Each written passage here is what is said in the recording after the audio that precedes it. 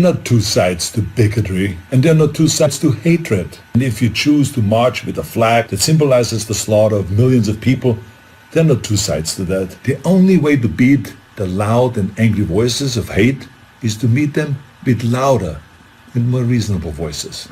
And that includes you, President Trump. In fact, as president of this great country, you have a moral responsibility to send an unequivocal message that you won't stand for hate and racism.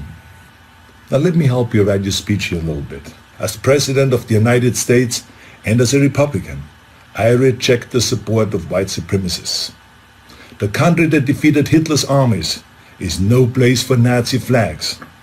The party of Lincoln won't stand with those who carry the battle flag of the failed Confederacy. Was that difficult? You see, I told you. I have a message to the neo-Nazis and to the white nationalists and to the neo-Confederates. Let me be just as blunt as possible. Your heroes are losers. You're supporting a lost cause. And believe me, I know the original Nazis. I was born in Austria in 1947, shortly after the Second World War. And growing up, I was surrounded by broken men who came home from the war filled with shrapnels and guilt. Men who were misled into a losing ideology. And I can tell you that this ghosts that you idolize spent the rest of their lives living in shame. And right now, they're resting in hell. I know that you weren't born with these hateful views. No one is. But the truth is, it's never too late to make the choices, to learn and to evolve, and to understand that all human beings have equal value. If you say, Arnold, hey, I was just at the march. Don't call me a Nazi. I have nothing to do with Nazis at all. Let me help you. Don't hang around people who carry Nazi flags, give Nazi salutes, or shout Nazi slogans. Go home. Or better yet, tell them that they're wrong to celebrate an ideology that murdered millions of people.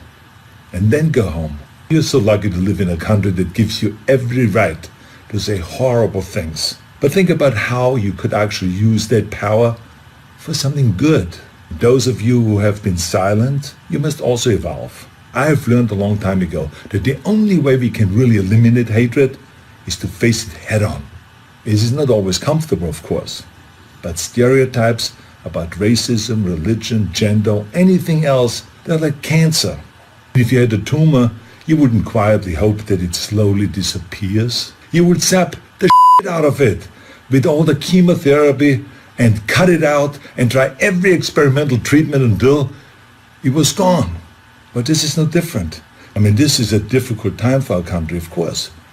But I know that if we all have the courage to do something about it and to do the right thing, we come out stronger in the end. I've already donated some money to the Simon Wiesenthal Center, named after a great Nazi hunter, who I was lucky to call a friend. And I hope that you will join me by supporting your favorite anti-hate organization. Let's all commit right now to leaving the terrible ghosts of the past in the trash heap of history. That's where they belong. Now share this video if you think that hatred has no place in America. Let's terminate hate.